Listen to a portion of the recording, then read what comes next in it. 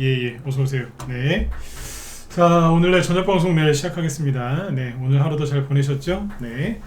오늘은 이제 어제 폭락이 좀 많이 나왔죠? 근데 오늘은 이제 지수는 뭐 별로 올라오지는 못하고 조금 빠진 쪽도 있는데, 환율이 일단은 안정세로 잘 마감을 해서 잘 끝났다라고 이제 보시면 되겠습니다. 뭐 쭉 하나하나씩 설명을 드리겠지만, 일단 원달러 환율이 오늘은 급락을 했고, 어제 올라온 거 다 빠졌다라고 생각하시면 돼요. 그리고 현재 이제 우리나라 장 끝나고 나서 중국 증시가 이제 상승으로 잘 끝났고요. 그리고 그걸 이어받은 유럽 증시도 지금 급등이 나오고 있거든요. 그래서 그 부분들 설명을 쭉 해드리도록 하겠습니다. 네, 그래서 오늘은 이제 환율 얘기 좀 해드릴게요.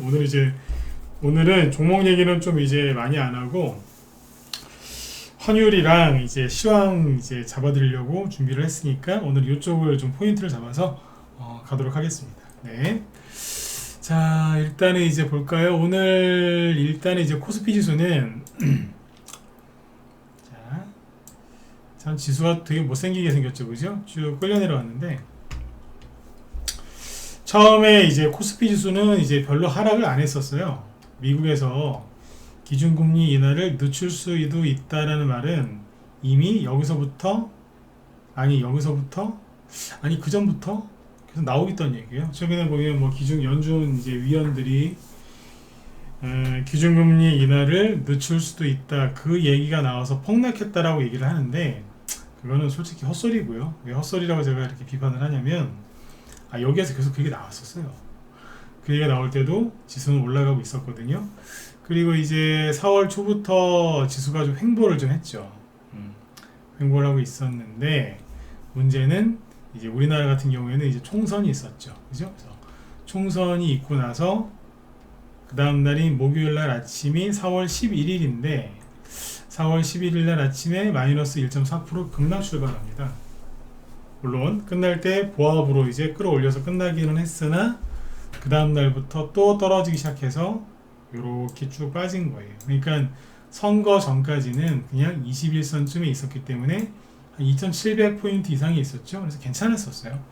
이제 총선 결과가 우리나라에 이제 영향을 끼쳤는데 거기에다가 이제 전쟁 문제와 미국의 이제 그 연준 관련된 얘기들, 그래서 국채 금리가 거기서 또 뛰었죠. 그래서 그 세 가지 영향이 이제 겹쳐서 이렇게 증시가 하락을 한 거다라고 생각하시면 돼요.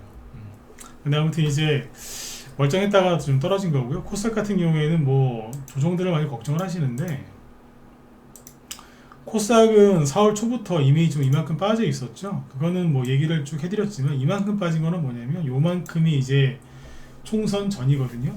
그때 이만큼 빠졌을 때는 뭐 삼천당 제약이나 아니면 HLB 같은 그런 바이오 기업들이 최근에 코스닥에서 많이 올라갔었잖아요. 그게 그때 급락을 했잖아요. 과열됐으니까 급락을 했고, 그리고 이제 그 2차 전지 에코프로랑 에코프로비엔 같은 2차 전지 관련주들이 급락을 했기 때문에 코스닥 지수가 이만큼 끌려 내려왔던 거고요. 거기에서 이제 총선 영향을 좀 받고, 그리고 아까 방금 말씀드린 이런저런 영향을 받아서 추가 하락이 또 나온 거죠. 이 전부를 갖다가 미국이 이제 기준금리 인하를 늦추는 것 때문이다라고 얘기를 하시는 거는 크게 잘못된 거다, 이렇게 보시면 됩니다. 이걸 구분해서 보셔야 돼요. 자, 근데 이제 그 환율이 일단은 환율도 이제 총선 이후에 총선 전에도요 약간 오르긴 했어요. 총선 전에 보시면 환율이 아주 천천히 조금씩 올라가고 있었거든요. 이거 올라온 것만큼 코스피 지수는 천천히 약간 떨어졌던 거예요. 왜 우리나라 사람들이 환율 변동성이 이렇게 민감할까요? 외환 위기를 겪어서 그렇죠. 외환 위기를 겪었는데 그게 뭐 다 환율 방어에 실패해서 그런 것처럼 이해를 많이 하니까, 그죠? 네. 그러니까 아무튼 환율이 급등하면 외국인이 우리나라 주식 팔아서 우리나라를 떠나는 거다라는 그런 이제 선입견이 있죠. 고정 관념에 빠져 있기 때문에 특히 우리나라 사람들은 환율이 급등하면 난리가 나요. 평상시에는 신경을 잘 안 쓰고 살다가 본인들이 해외여행 갈 때라든지 해외여행 갈 때 돈 달러로 이제 환전해야 되니까 그때 잠깐 신경 쓰면서 사는 게 대부분 다거든요. 근데 이제 주식하는 사람들은 환율이 평상시 신경 안 써요. 근데 이제 요럴 때 갑자기 이제 공포 분위기 조성하면서 확 오를 때 있죠. 그때 굉장히 이제 민감하게 반응을 해요. 왜 그렇다고요? 외환위기를 겪어봤기 때문에. 지금 20대, 30대들은 외환위기를 잘 몰라요. 40대 초반도 외환위기를 겪어본 세대가 아니에요. 40대 한 후반, 그리고 이제 50대 있죠. 50대 그때부터는 외환위기를 겪었다고. 왜냐면 이제 본격적으로 이제 대학교 졸업하고 아니면 고등학교 졸업 후에 대학교 졸업 후에 이제 취업을 하는 그런 나이에 있던 사람들이 외환위기에 직격탄을 맞았거든요. 왜냐면 일자리가 줄어들었으니까. 응? 안 그렇겠어요, 그죠? 그 나이 때부터 안다고요. 그러니까 40대 초반까지는 잘 모른다라고 얘기하는 게 맞아요. 사람마다 약간 다를 수 있겠지만 전반적으로는 그렇게 생각하시면 됩니다. 근데 왜 그렇게 놀랄까 우리나라 사람들이? 얘기를 많이 들었잖아요. 외환위기 어쩌고저쩌고 IMF 어쩌고저쩌고 그죠? 그 영향이 큰데 어쨌든 환율이 이제 여기서 총선 이후에 그런저런 이유가 다 이제 저기 돼가지고 올라온 거예요. 우리나라 사람들이 제일 싫어하는 세 가지가 뭐예요? 네, 어서 오세요. 정치적인 거죠. 정치, 국내 정치죠. 총선, 그리고 국제, 정세, 국제 정치, 그죠? 뭐예요? 전쟁. 하나가 또 뭐 있죠? 금융시장 불안.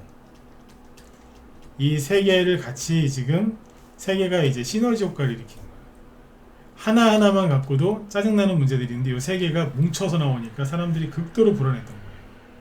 그래서 우리나라 원달러 환율이 다른 나라에 비해서 굉장히 좀 많이 올랐고 그랬던 겁니다. 그래서 어제 제가 저녁 방송할 때 막 그 기사들 비판하면서 제가 화를 막 내잖아요, 그죠? 네.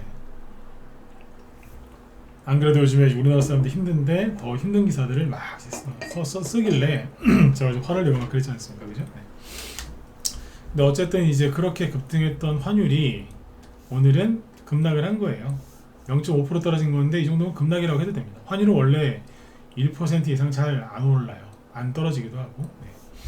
네, 아무튼 여기 보시면 총 4개잖아요. 선거 끝나고 나서 환율이 4번 올라갔다고 보시면 돼요. 4번. 하나, 둘, 셋, 넷. 그죠? 그 중에 하나는 꺾은 거죠. 네. 다른 나라에 비해서 오늘 우리나라가 환율이 많이 떨어졌어요. 그거는 어제 그만큼 우리가 많이 올랐다는 거예요. 그죠? 근데 아무튼 우리나라 환율은 이제 떨어졌는데 이 환율은 되게 쉬운 게 어떻게 보면 되게 어렵지만 또 어떻게 보면 되게 쉬운 게 우리나라 원달러 환율이 오르면요 지수는 항상 반대로 가요. 그래서 환율이 오르면 지수는 떨어지거든요. 환율이 떨어지면 지수는 올라야 되고 누가 먼저냐? 얘가 먼저예요. 이게 선이고 이게 후라고요. 이게 먼저 움직이고 그 다음에 지수가 그거에 대한 영향을 받는 거거든요. 그러면 웃긴 게 오늘 환율이 떨어졌으면 지수는 올라야 되잖아요. 근데 지수는 떨어졌어요. 그럼 누가 맞는 거예요? 둘 다 떨어졌죠? 근데 환율은 떨어지면 좋은 거고 지수는 떨어지면 안 좋은 거잖아요. 단순하게 얘기해서 그죠? 둘 중에 누가 맞는 거냐고요. 환율이 떨어진 게 맞는 거예요. 그래서 지수가 올라와야 되는데 오늘 지수가 떨어진 이유는 뭐 특별한 건 없고요. 이렇게 해석하시면 돼요. 그러니까 이게 해석을 잘해야 되거든요. 그냥 꿈이랑 똑같아요. 꿈을 아무리 잘 꿔도 해몽을 잘해야 되잖아요. 그죠? 네.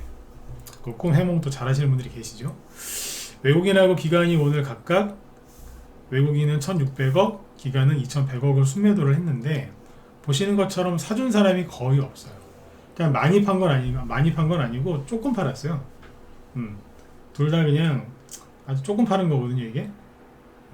근데 사준 사람이 없는 거예요, 이게. 그리고 이 일별 오늘 장중에 매매 동향을 보면 빨간색이 외국인이고 녹색이 기관인데 둘 다 아침부터 그냥 꾸준하게 팔았어요. 천천히. 둘 다. 그러니까 개인들만 산 거고. 그러니까 이제 종목들이 좀 천천히 떨어졌겠죠. 급락한 게 아니고. 이해가시죠? 그러니까 오늘도 지수가 빠지니까 코스피는 0.98% 거의 1% 가까이 하락을 했죠. 그게 이제 개미들이 또 불안해할 수 있는데 우리나라하고 일본이 거의 같이 빠졌어요. 일본 니케이 지수를 보시면 네, 자 일본 니케이 지수인데 여기 추가로 나왔죠. 1.3%. 근데 일본이랑 우리나라 끝나고 나서 네, 끝나고 나서 중국 증시 어떻게 됐냐면 이런 식으로 2.14% 급등합니다. 잘 끝났죠? 네, 중국 잘 끝났고 대만 있죠? 대만은 1.5% 여기서 올라왔어요.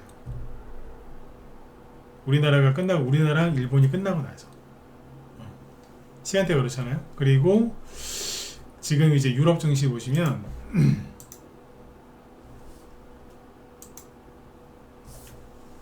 자, 유럽 증시 열려있죠 지금.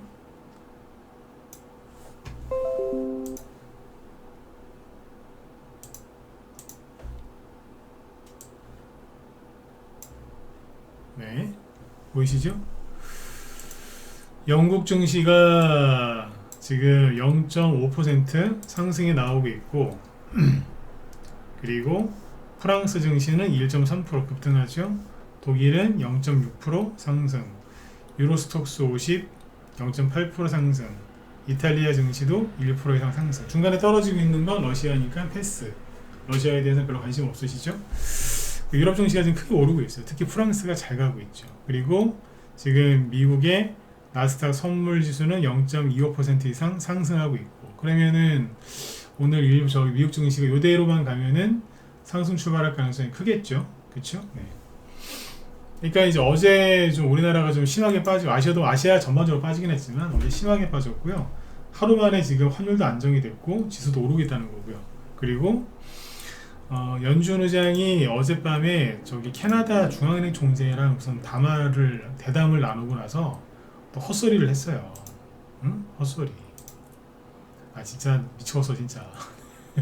뭐라 그러냐면 그러니까 매파적인 발언을 했다 이건데, 이 사람이 3월달에 저기 그 얘기 한번 해드린 것 같은데 3월달에 그 미국의 상원 하원 의원 거기에 이제 의회에 출석을 해서 청문회하는 그 자리가 있었거든요. 거기서 뭐라 그랬냐면 그 얘기를 했어요.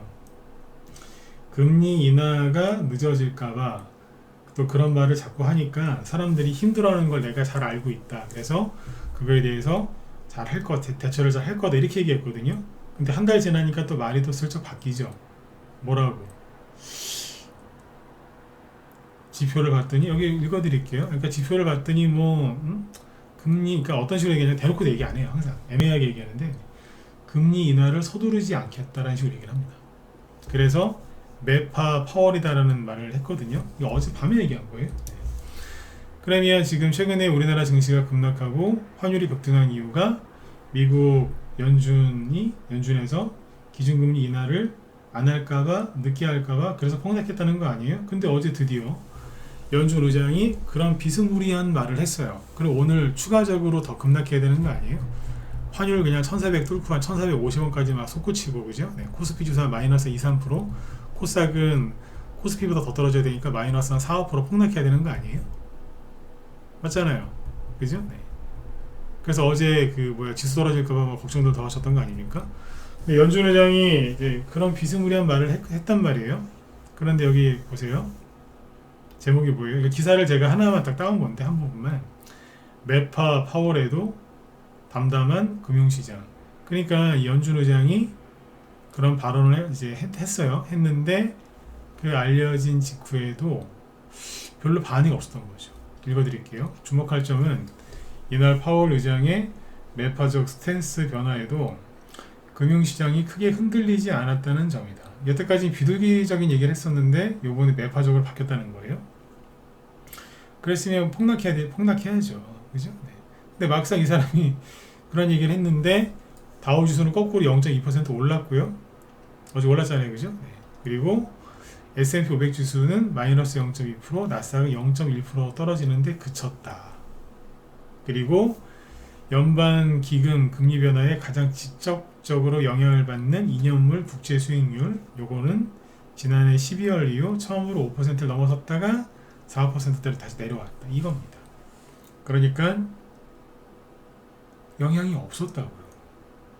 그러니까 그쪽에서 가장 우두머리가 한마디 했는데 별일 없었다고요. 이해가세요? 그러면 최근에 우리나라 환율이 미친듯이 급등하고 미친듯이 급등한 건 맞거든요. 급등한 건 맞아요. 그죠? 네.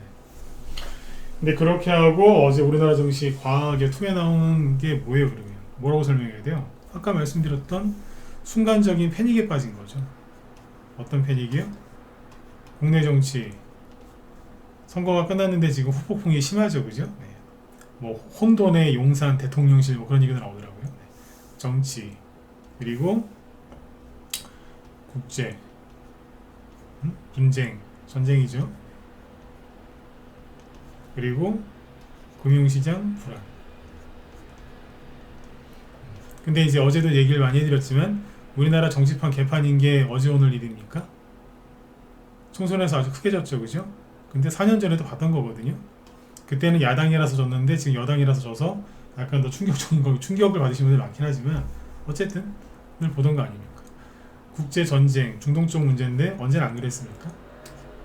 금융시장 불안해서 막 출렁거렸죠. 근데 이거 다 뭐라고요? 실제로 어떤 일이 터져서 그런 게 아니라 그냥 터질까봐 자기들끼리 겁먹어서 그런 거 아니에요. 근데 우리나라는 이 세계가 한꺼번에 지금 출렁거리니까 사람들이 순간적으로 패닉에 빠져서 순간적으로 놀랬던 거예요. 그게 다예요. 그 증거가 뭐예요? 미국 연준 의장이 한마디 했는데 전혀 반응 안 하잖아요. 이게 맞는 거예요, 이게. 그러니까 겁먹지 마시라고요. 그리고 본 김에 밑에 보시면 뭐 있죠? 이게 미국 연방기금 금리 추이인데 2005년도 이후에 금리를 이렇게 천천히 올렸었어요. 이게 한 2년 동안 올렸나 그래요. 이게요. 2년 동안 천천히 올려서 이 당시에 주식시장이 화랑이었어요. 여러분들 금리가 올라가면은 주식시장이 폭락한다고 알고 계시죠? 천만에요. 이때 호황이었다니까. 그리고 이제 트럼프 대통령 되기 전에 잠깐만요. 트럼프 대통령 됐을 때 그 당시에 이제 연준 의장이 그때도 제롬 파월이었거든요. 지금 그 사람인데 그때 이렇게 올라왔을 때 기금 연방 그러니까 그 미국의 금리를 올렸을 때 있죠.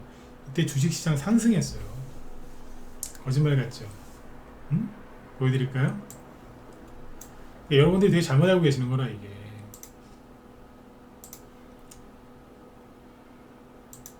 (2005년에서) 2007년 저렇게 올라갈 때는 아시아 증시가 더 많이 갔는데 보여드릴게요. 그 당시에 다우지수로 볼까요? 나스닥으로 볼까? 근데 나스닥 많이 가진 않았는데 이 당시에는 2005년도 금리를 그렇게 올릴 때 나스닥 지수도 이만큼 올라갔어요. 2007년까지. 그쵸? 저렇게 계획적으로 꾸준하게 천천히 올렸거든요. 그 다음에 아까 2016년 이후에 미국이 금리를 올렸을 때 그때 미국의 주식시장은 어땠느냐. 그때가 여기거든요. 나스닥입니다. 2015년 12월 달에 금리 올렸는데 갔어요 계속. 코로나 터지기 전까지 잘 갔고 코로나 터지는 애도 많이 갔죠. 왜 다시 얘기 드릴게요. 금리를 인상하면은 주식시장 폭락한다고요? 헛소리라니까. 그러면 요번에도 그렇게 됐어야 되는데 왜 안 됐느냐. 연준 의장이 처음에는 2005년처럼 아니면 2016년 그때처럼 금리를 1년에 0.25%씩 한 1년에 2번, 3번씩 올린다 그랬어요. 근데 이 양반이 말을 싹 바꿔서 여기서부터 처음에 0.25% 올렸는데 그 다음부터 0.5%, 0.75%씩 연달아서 계속 올린 거예요. 미친 것처럼. 그때 그래서 보시면 순간 수직으로 들죠 이게. 이게 수직으로 들잖아요. 수직으로 오르니까 난리가 난 거예요 이게. 왜냐면 전 세계 최대 강대국인 미국이 금리를 미친듯이 순간적으로 이렇게 올리니까는 어떻게 해야 돼요? 잘 아셔야 돼요. 환율이랑도 다 연관이 있는 건데 미국이 금리를 천천히 올리면 그렇죠? 천천히 올리면 해외로 나갔던 돈들이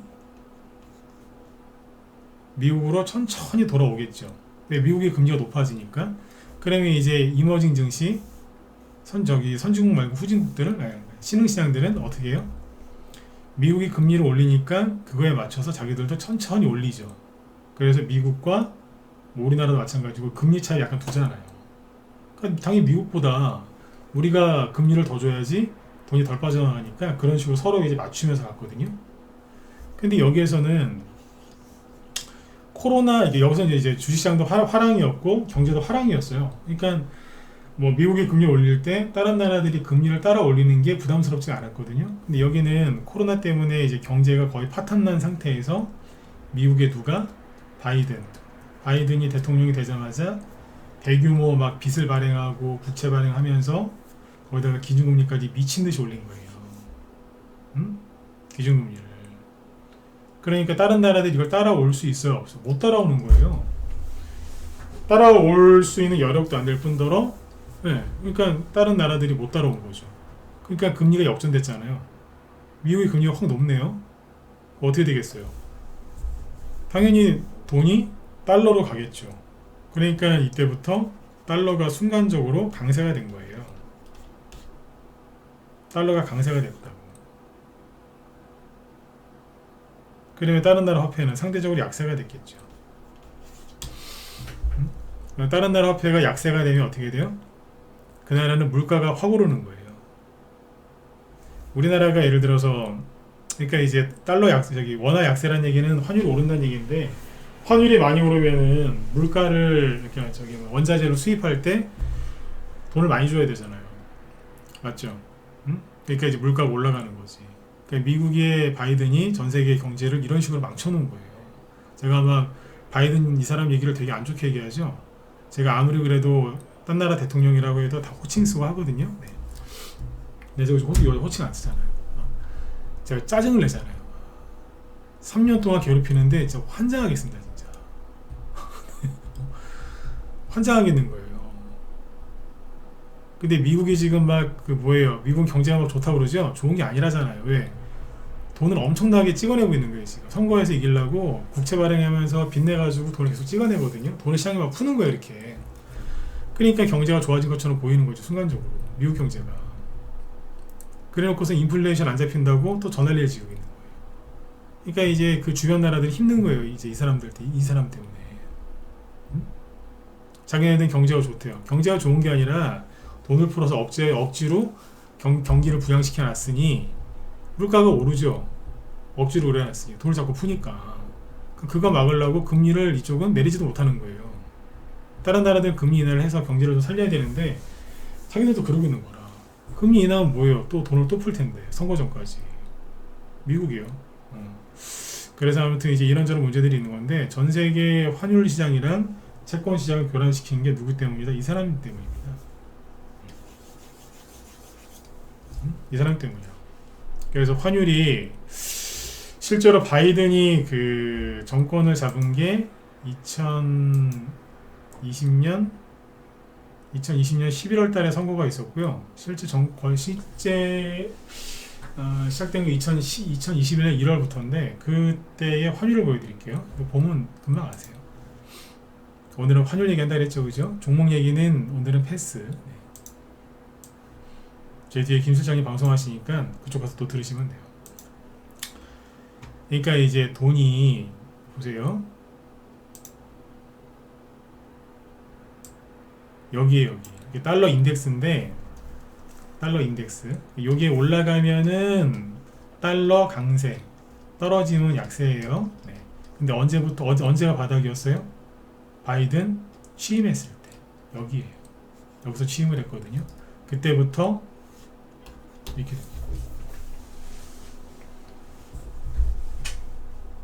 그때부터 미친 듯이 올라, 미친 듯이. 그럼 다른 나라 화폐는 떨어져요, 안 떨어져요? 다른 나라 화폐의 가치는 떨어지는 거죠. 달러 강세니까. 이제 그때부터 보시면 원달러 환율이 이거 달러 인덱스였죠? 자, 이거 보세요. 이게 원달러 환율이에요. 바이든 취임했을 때 여기에요.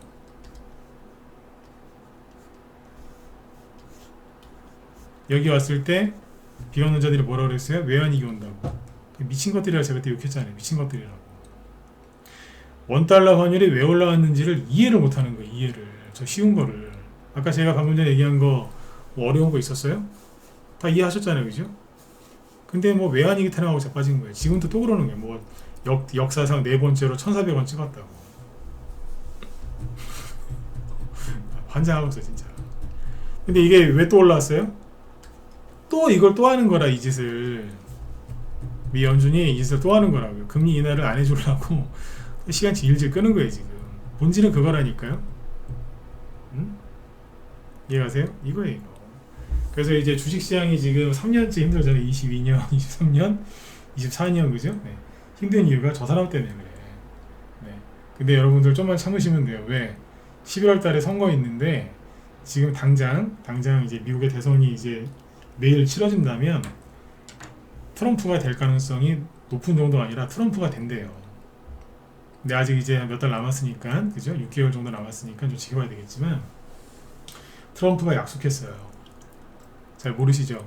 뭐라고 약속했냐면, 내가 대통령 되면 연준 파월의장 잘라버린다 했어요. 아마 심하게 아마 모욕을 줄 수도 있어요. 자른다 그랬고요. 트럼프가 약속했어요. 바이든 행정부 내가 정치적으로 보복하겠다. 거기 대놓고 얘기했어. 왜냐면 탄압받았잖아요, 그 사람. 그죠? 네, 보복한다 그랬어요. 네. 이 사람이 했던, 이게 바이든이 했던 모든 건 아마 거의 대부분 엎어놓을 거예요. 아마 중국에 대해서 규제한 거 빼고는 아마 다 엎어버릴 수도 있어요. 네. 그 정도라니까요. 그냥 좀만 참으시면 돼요. 그러니까 바이든이 못 살게 한 거라. 그러면서 미국에 이제 애플이라든가 테슬라라든가 엔비디아 같은 거 그런 것만 재미를 본 거죠. 맞지 않습니까? 그 M7 걔네만 재미 보고 미국도 많이 못 갔어요. 미국 사람들은 주식으로 돈 많이 벌었을 것 같죠? 그렇지도 않다는 얘기예요. 특정 종목 몇 개만 간 거죠.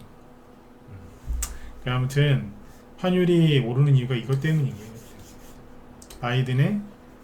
미국 바이든의 금융정책 때문에 전 세계가 이러고 있는 거예요. 근데 이제 우리나라 사람들이 이제 이걸 해석할 때 부족한 부분이 뭐냐면, 우리나라 경제가 안 좋아서 그렇다, 그래서 외국인이 나가서 그렇다, 이거에만 집중되어 있어요. 그러니까 되게 좁게 보는 거예요. 그러니까 그 말도 이제 잘 그것도 생각을 해봐야 되는 문제긴 한데, 그것만 보는 거예요. 그러니까 이게 근본적인 문제가 해결되려면 바이든이 집으로 가면 됩니다. 이 사람이 사라져야 됩니다. 네. 저는 그렇게 봅니다. 근데 이런 얘기를 이제 일반 유명하신 대학 교수님들이나 뭐 유명한 사람들은 언론이나 유튜브도 나와서 이런 얘기 못해요. 왜? 유명하니까. 근데 저는 그분들처럼 안 유명하거든. 나는 방송국에서 섭외 들어온 적이 딱 한 번 있어요. 옛날 KT 본사에서 주식 관련된 컨텐츠 할 건데 그때 한번 해보라고 내가 거절했어요. 뭐 그런 건 있어요. 네. 아니면 이제 뭐 주식 방송 뭐 SBS 이런 데서 나와서 하라고 한 적은 있는데 내가 싫다고 거절한 적 그런 건 있거든요. 네. 근데 아무튼 이제 그런 거는 이제 있어요. 근데 아무튼 TV에 나가는 걸 별로 안 좋아해서. 근데 유명한 사람들 이런 얘기 못 하잖아. 그분들도 아는 분들 꽤 있어요. 왜 얘기를 못 할까요? 얘기하면 큰일 나지. 네. 공격받으니까. 생각이 다른 사람들한테 공격을 많이 받거든요. 근데 저는 뭐 그럴 적이 별로 없으니까. 저는 편안하게 얘기하는 거잖아요. 그러니까 이게 맞는 거예요. 이게. 이 사람이 집에 가야 돼. 그러니까 이제 금리 인하를 올해 3번 해줄 것처럼 하다가 그게 언제 그랬어요? 여기서 그랬잖아요. 여기서 금리 인하 올해 3번 해줄 것처럼 작년 말에. 근데 말이 슬슬 바뀌다가 요번에 전쟁, 우리나라 총선, 그죠? 거기다 금융시장 불안 요거까지 겹쳐서 순간적으로 개미들이 패닉이 와서 흔든 거예요. 네. 실제로 그 원화 있죠, 원화. 제가 그 얘기했던 거 기억나세요? 앞으로 주식시장은 상승으로 보면 된다. 단, 이 얘기를 분명히 했었어요. 단, 미국의 국채금리가 요동을 치지 않는 한. 중요한 건 지수가 아니고 국채금리다. 그 얘기 여러 번 했었죠, 그죠? 그 연준 의장이 말을 어떻게 하냐에 따라서 국채금리가 왔다 갔다 하니까 그 사람이 그 짓만 안 하면 주식시장은 그냥 편안하게 상승한다라고 보면 된다. 그런 얘기를 여러 번 했다고요. 무방에서도. 얘기를 계속 해드렸던 거예요. 저 사람이 말을 애매하게 하면 주식시장이 그때그때마다 순간적으로 흔들릴 거다. 그런데 결국엔 갈 거다. 왜? 저 사람이 임기 얼마 안 남았거든요. 그래서 아까 보여드린 그림처럼 환율을 금리를 그때 미친 듯이 올리는 바람에 수직으로 올리는 바람에 문제가 됐던 거고 저게 다시 안정을 찾을 겁니다. 네, 그렇게 보시면 돼요. 그리고 이제 어제 좀 투매가 많이 나왔고 이제 그랬는데 크게 달라진 게 없는 게 오늘 반도체 관련주들 꽤 많이 올라왔고요. 종목은 보여드리지 않을게요. 네, 반도체 삼성전자하고 SK하이닉스는 뭐 그냥 약포합 정도에서 끝났는데 누구예요 저기 중소형 반도체 관련주들 있죠. 반도체 뭐 부품, 뭐 재료, 반도체 장비주들 꽤 올라왔어요. 탄력도 좋고 그 다음에 어제 급등했었던 뭐 전기전선 관련주들 있죠. 뭐 예를 들어서 뭐 어제 급락했죠. 네. 잠깐만요. 봅시다. 종목을 몇 개 보여드릴 건데 뭐 그러니까 크게 달라진 게 없어요. 그냥 그대로예요. 네. 어제 좀 심하게 좀 과하게 떨어졌던 거지. 여기 보면 현대일렉트릭 어제 음봉 센 거 맞았는데 오늘 양봉 나왔고 대형주가 뭐 갑자기 뭐 푹 꺼지진 않으니까 LS 일렉트릭 어제 하락한 거보다 더 센 양봉 나왔죠. 효성중공업도 어제는 급락은 했지만 5%짜 양봉 나와서 21선을 지키고 있고 그죠. 그 다음에 시간에서 전선주들 많이 올라왔어요. 대한전선이 오늘 장중에는 1%밖에 못 올라왔지만 시간에서 보면은 아직 여운이 있는 거예요. 이게 전기전자 업종이잖아요. 이게 다. 근데 이쪽을 외국인이 이제 매집해서 올린 거기 때문에 그렇죠. 그래서 금방 안 끝나요. 대한전선이 시간에 플러스 2%, 그 다음에 가온전선 이런 건 시간에 3%. 이런 식으로 끝났다고.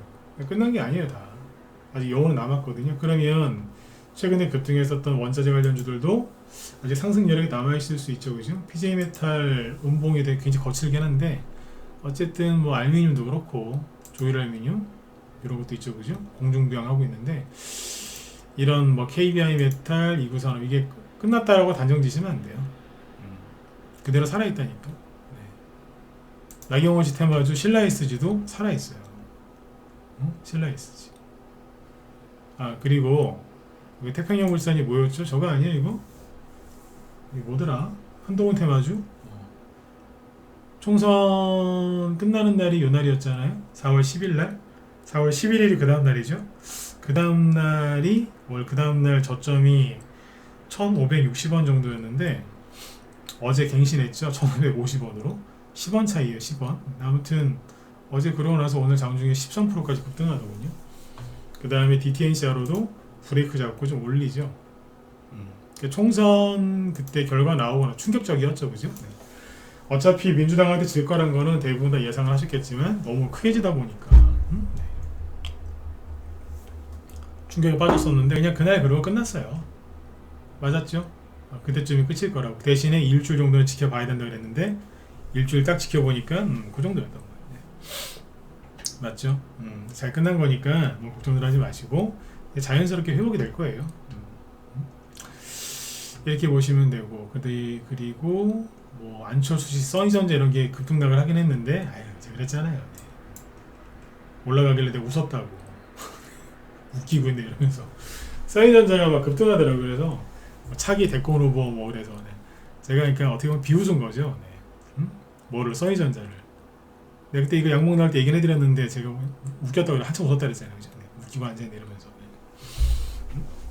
그러니까 순간 누가 이렇게 해갖고 단타친 것 같아. 그렇죠? 네, 그렇게 하시면 되고 그 다음에 저기 중동전쟁 관련주들은 이제 거의 이것도 안 끝났는데 대신에 과열된 것들은 조심하셔야 돼요. 심하게 올라가서 거래 터진 것들이 많은데 여기 잘 보시면 하나는 알려드릴게요. 오늘 낮에 우리 회원들 강의했는데 자 질문 한번 던져볼게요. 질문 요거하고 사료주라든지 뭐 곡물 관련주들도 쭉 보셔야 되는데 제 중앙에너비스가 상한가죠? 상한가나 나오고 조금 더 올라오다가 여기 앞고점이 있어서 살짝 걸려가지고 지금 약간 떨어졌거든요. 그래서 월요일날 마이너스 2%. 근데 어제 같은 경우에는 거래가 급감했어요. 급감하면서 살짝 음봉 나왔고 오늘도 4% 정도 빠지면서 거래는 없었고요.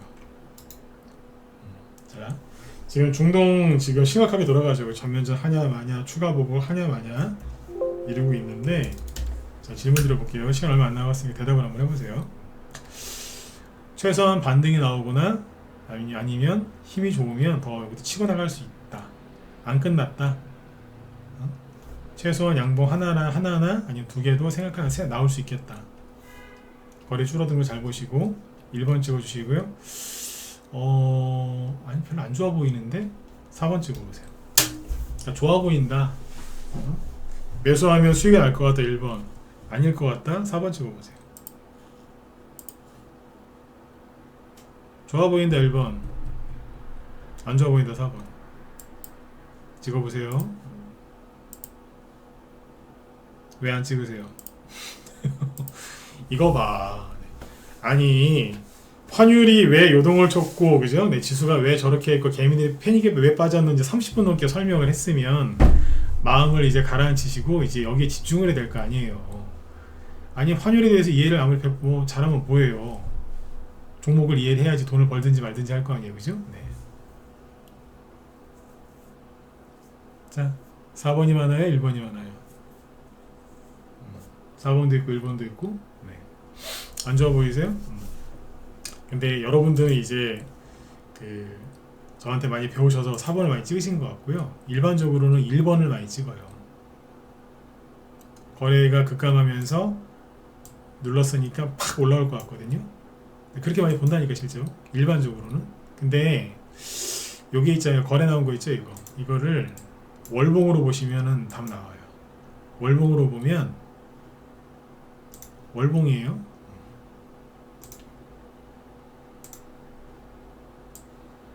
보세요. 네. 거래 엄청나게 많은 거지. 왜? 여기는 10월달에 31일까지 있죠. 1월달도 31일까지 있죠. 지금 4월 17일이거든요. 그러니까 4월이 아직 반 정도 남았는데 벌써 거래가 이만큼 나왔거든요. 그럼 뭐예요? 거래 엄청 터진 거예요 지금. 거래 엄청 터졌다고 이거 지금. 아직 10몇일 남았잖아요, 그죠? 일단은 얘는 제꼈고 더 터질 수 있다고요. 근데 거래가 더 터졌는데 여기를 또 못 제낀다? 그럼 뭐예요?